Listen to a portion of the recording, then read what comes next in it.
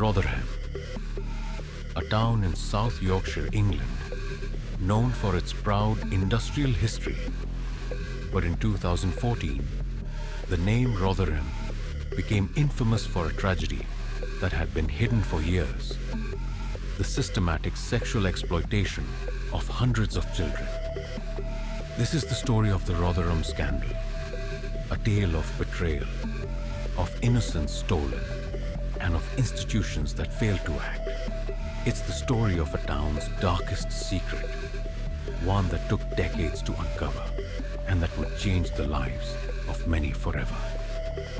As the scale of the abuse was revealed, the nation was shocked. How had this happened? Why had no one noticed? And most importantly, why had no one acted sooner? In Rotherham, the silence was deafening, but the suffering of hundreds of young girls continued. A tragedy compounded by inaction, indifference, and ultimately, fear. Now, we turn to the story that shook a nation and changed the way we think about child protection, institutional accountability, and the need for justice. Early signs of abuse. It began in the mid-1990s as reports started to surface of young girls, some as young as 11, being targeted by older men. These girls were vulnerable. Many came from broken homes, others were in care, and some were simply seeking affection and attention. They were the perfect targets for a process known as grooming. Grooming is a gradual manipulation, a methodical technique where perpetrators gain the trust of their victims by offering them attention, affection, and sometimes material gifts. In the case of Rotherham, these men, mostly from the local Pakistani community, preyed on girls who felt neglected and alone. At first, it was harmless enough. An offer of a lift, a gift, a promise of friendship. But over time, the relationship became darker, more controlling. Young girls were taken to parties where they were sexually exploited. Some were forced into prostitution. Others were physically abused, threatened with violence if they didn't comply. But for years, the signs went unnoticed or ignored, and when the victims came forward, they were dismissed or blamed. 3. The grooming process. The grooming process was insidious, taking place over weeks, months, and sometimes even years. At first, the men would charm the girls, showering them with attention, listening to their problems, giving them gifts or alcohol. They would make the girls feel special, like they mattered, something many of them hadn't felt at home or in school. As the relationship deepened, the men would start to isolate them. They'd introduce them to older men, creating a network of abuse. The girls were often promised love or affection in return for sexual acts, or made to feel like they owed the men for all they had done for them. Alcohol and drugs were often involved, numbing the girls' inhibitions. This was not love. This was manipulation, pure and simple. Once the girls were under the control of these men, the abuse escalated.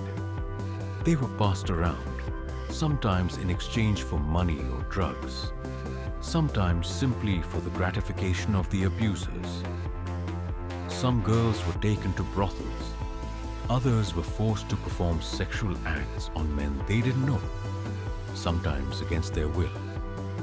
But for years, the authorities failed to see it for what it was: a systematic process of abuse, one that used manipulation, fear, and coercion to trap vulnerable young girls in a cycle of sexual exploitation. 4. The role of local authorities. By the early 2000s, reports of sexual exploitation were coming in from social workers, teachers, and concerned members of the community. But the response from local authorities was woefully inadequate. Despite repeated warnings, Rotherham's police force and social services failed to act. Why? Why was nothing done? The truth, as it would later come to light, was a combination of factors. First, many of the perpetrators were of Pakistani heritage, and authorities feared accusations of racism if they took action. There was an ingrained belief that investigating these men could lead to backlash, so the problem was minimized or ignored. Second, the victims were often from marginalized communities, girls who were seen as at risk already. Their voices were dismissed, their stories not believed, and their suffering overlooked. These girls were branded as troubled, runaways, or willing participants, when in fact, they were victims of a grotesque form of sexual abuse. And third, there was a systemic culture of indifference. Officers and social workers alike were caught up in the idea that it was easier to ignore the problem than confront it. The victims' stories were not believed. No one put the pieces together. 5. The turning point. Despite the systemic failure, the truth could not remain hidden forever. In 2010, investigative journalist Andrew Norfolk of the Times began investigating the reports of child sexual exploitation in Rotherham.